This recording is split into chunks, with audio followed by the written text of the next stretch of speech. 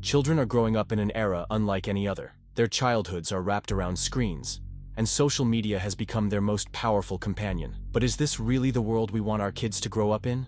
Are those digital interactions hiding a harsh, dark side that few dare to face? Childhood 2.0 is a 90-minute documentary peeling back the hidden impacts of social media on the psychology, behavior, and development of children. The film is guided by the honest voices of kids themselves and their families, alongside expert analysis and investigations, showing the price childhood is paying for the instant convenience of technology. Behind the blue glow of the screen lies cyberbullying, psychological pressure, abuse, and even tragic cases of self-harm starting from simple, unexpected reasons. Yet the heartbreaking endings are real. Today, let's step into the virtual world through Childhood 2.0 to see how social media has reshaped the way kids think. What happens if adults remain unaware, or worse, aware but silent?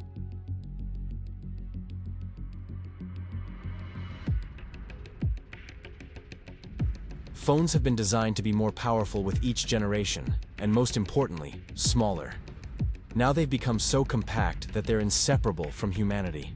The whole treasure of knowledge, social relationships, even financial, management and investments, all fit inside a device smaller than a handbook. People used to carry phones on trips for convenience back in the 1990s. Now the internet is of course an amazing opportunity, opening up unlimited knowledge, making work more efficient, boosting creativity, and capturing special moments. Beyond that, it gives parents a sense of safety while raising kids. They can locate, call, or check in anytime to know exactly where their children are and what they're doing. In a society filled daily with shocking headlines about crimes and tragedies, phones and social media have transformed the way adults organize their lives, and also how children are raised. For parents born in the 80s or earlier, the dangers they feared most were always from the outside world.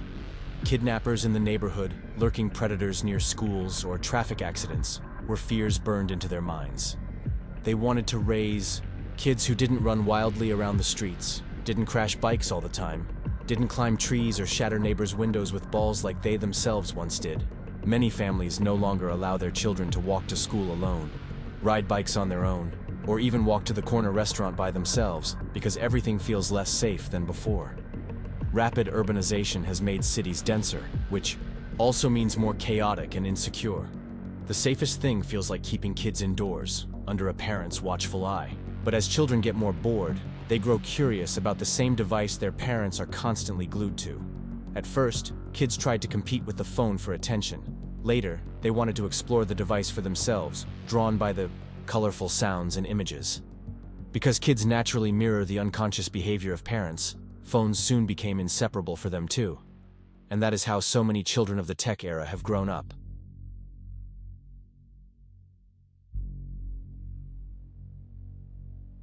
The reality is that by grade 5, many children already own cell phones, and the social pressure to have one starts very early. 53% of children in the US have their own phone by the age of 11. A phone isn't just for calling, it's their ticket into the school social world. This gradually becomes a yardstick by which friends judge one another. In Netflix's new release Adolescence 2025, kids are shown using secret codes and slang that even police officers and psychologists fail to understand or completely misinterpret. They spread distorted ideas of attraction, hookup culture, and status through colorful emojis alone.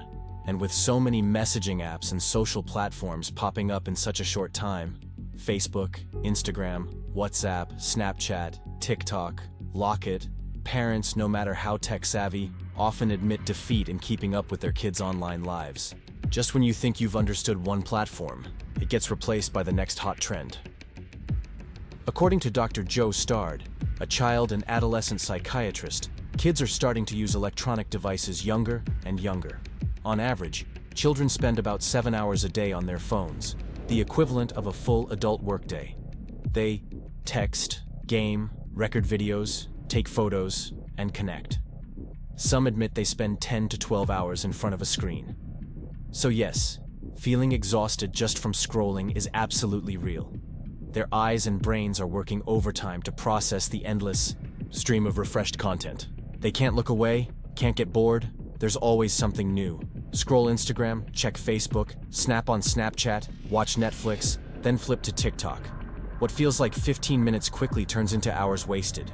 Why do we spend so much time watching videos of strangers, or endlessly scrolling through profiles we know are fake? On June 25, 2019, the US Senate held a hearing with tech giants to question how algorithms manipulate public behavior and opinion. Platforms make money by maximizing engagement. That's why they hire the smartest minds in the world to keep users glued to their apps. The swipe to refresh habit, or the simplification of app functions so even a 5-year-old can use them, is no accident. It's a carefully engineered system designed to deliver constant stimulation and long-term addiction.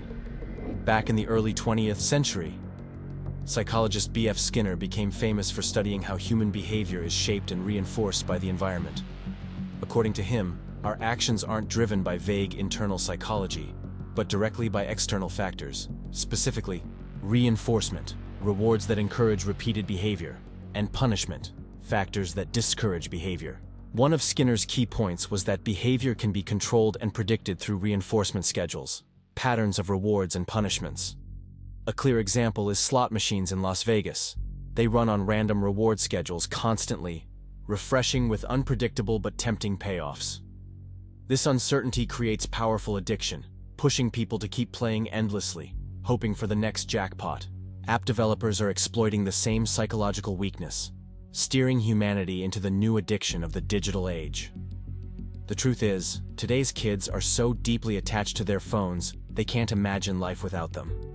When they're bored, the first thing they do is grab their phone and hop between apps within seconds. Patricia Aston, a trauma and substance abuse specialist, warns that early exposure to devices increases the risk of stronger addictions later. What's most concerning is that children's brains are still developing. During childhood and adolescence, the brain regions responsible for rewards and social responses mature much faster than the regions for self-control, which don't fully develop until the mid-20s. That makes kids highly vulnerable to instant gratification without the ability to regulate themselves. If this continues, they may grow up never letting go of their phones, detached from real-world connections. The consequences are serious: weakened mental health, stunted social skills, and slower emotional responses. They lack the ability to deal with danger in real life, or even to introduce themselves to a new friend the way humans have for thousands of years. It's as if an invisible wall separates them from the real world. Worse, many don't know how, or don't even want to break through it. Empathy and reaction to others' pain also dulls.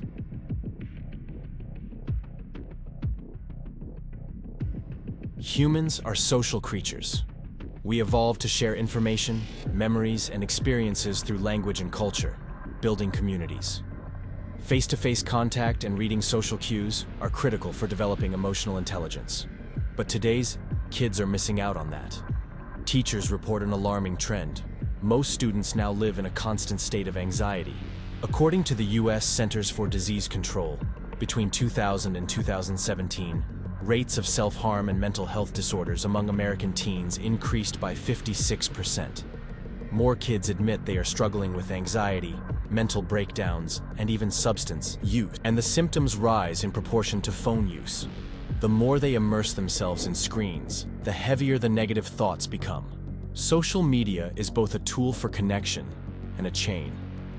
Kids can't let go because everything, friends, information, even school activities, are tied to it. And it's not just their problem.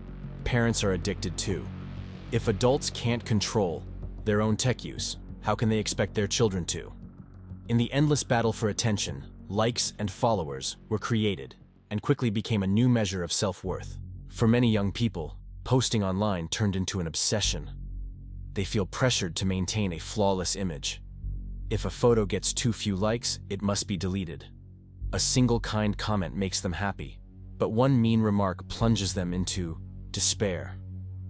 Praise online has become the reward, while criticism is punishment. This quickly spirals into a cycle of comparison. Seeing others loved and admired, kids ask themselves, "Why not me? What's wrong with me?"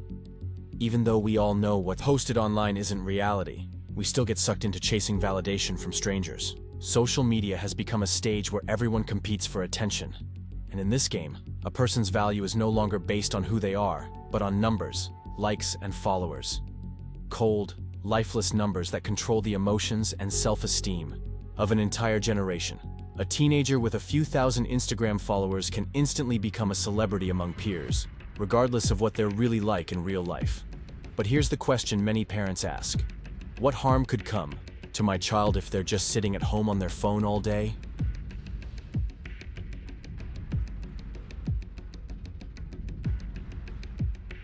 To them, a quiet kid scrolling feels safer than letting them roam outside.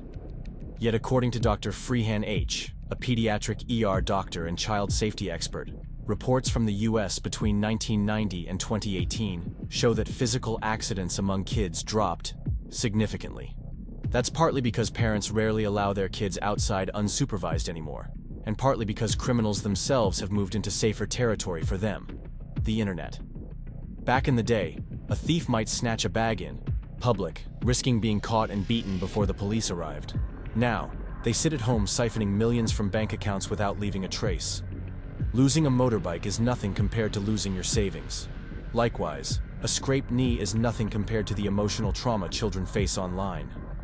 Ads exaggerate, influencers flaunt fake perfection, and kids' sense of self gets warped. On top of that comes cyberbullying, harassment, and easy access to harmful content.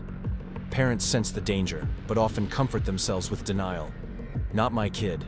My kid would never do that. Their friends in school aren't like that. It's naive to hand a child a phone and believe they'll only consume good things. Phones aren't fairy tales. Back when today's parents were kids, or in sitcoms, bullies were at school, picking on victims face to face. At least the victim could escape by going home. Now, with social media, there is no escape. Privacy is gone. Hurtful messages and humiliating photos spread worldwide. Take Ethan and Gavin, two elementary school boys. When Ethan was bullied, his phone wouldn't stop buzzing with hateful texts. When he tried to ignore it, the bullies targeted his twin brother Gavin online. Ethan became so anxious he had to be hospitalized. Many kids say online bullying is worse than in person, because they don't know exactly who's attacking them. And it never ends. With dozens of attackers piling on, the psychological pressure is crushing. Research shows that face-to-face, people tend to be kinder. Online, it's easy to be cruel with just a keyboard. The mob becomes vicious, even strangers join in to attack without mercy. For middle and high schoolers, it gets more complicated because they're curious about sex. Parents and schools struggle to know when and how to talk about it. Many kids turn to explicit content to educate themselves, but that skews their understanding of intimacy. By 2019, adult sites were getting more traffic than Amazon, Netflix, and Twitter combined. These sites tie women's image to submission and strip away emotional connection. As a result, kids bypass emotional bonding and go straight to shallow interactions. A simple DM can spark a connection now. No fear of embarrassment, no awkward waiting under someone's window. But relationships lose meaning when built on shortcuts. Real intimacy requires deep understanding. Richard Vitowski, a cybercrime investigator with over 30 years' experience, explains how young girls often become victims by sending photos to boyfriends as proof of love. When the relationship ends, those images are used as threats, destroying their world. The tragedy is that they're too young to handle it, making them easy to manipulate, exploit, or abuse. Surveys show around 20% of teens have encountered harmful content they didn't want because someone else shared it with them. This proves how unavoidable it's become, and how early it impacts development. Parents need to talk about this sooner than they think. Even if they ban it, kids can see it on someone else's device. Chris McKenna, founder of Protect Young Eyes, recalls a mother's story of her 9-year-old son who was abused by his 11-year-old best friend after a sleepover. The trauma lasted 2 years before she even realized. The boy was too ashamed and guilty to tell anyone. The secret, born from an iPad, scarred him for life. Similarly, Brian Basin, CEO of Bark, a parental protection app, ran an experiment. His team created 2 fake accounts, one of an 18-year-old girl, one of a 12-year-old. Both posted age-appropriate content. Within minutes, predators reached out, demanding video chats. After a few days, sensing vulnerability, they even sent meeting locations. Predators don't care how old your kid is. They don't lurk outside your home anymore. They lure, children to step out of safety by themselves, willingly. Butowski explains, predators almost always started with early exposure to explicit material. That warped them, and now they repeat the cycle. For them, it's not just about sex, it's about twisting intimacy, trust, and control.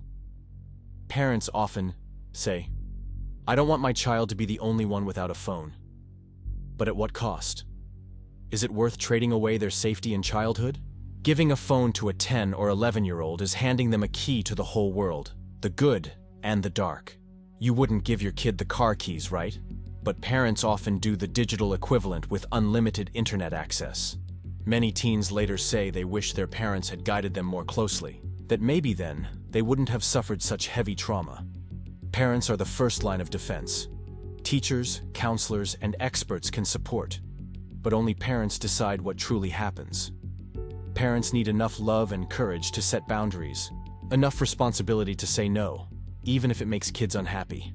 Because the dark side of the internet isn't going away, it's only evolving. The answer isn't fear or strict bans, it's honest conversations, pulling kids back into the real world through genuine care and shared experiences. Put the phone down together. Do real-life activities together. Children don't copy what we say, they copy what we do. If we're glued to our phones, how can we expect them to be different? Children deserve a pure childhood, a safe chance to grow before facing life's darker sides. That responsibility, giving them that chance, lies in all of our hands.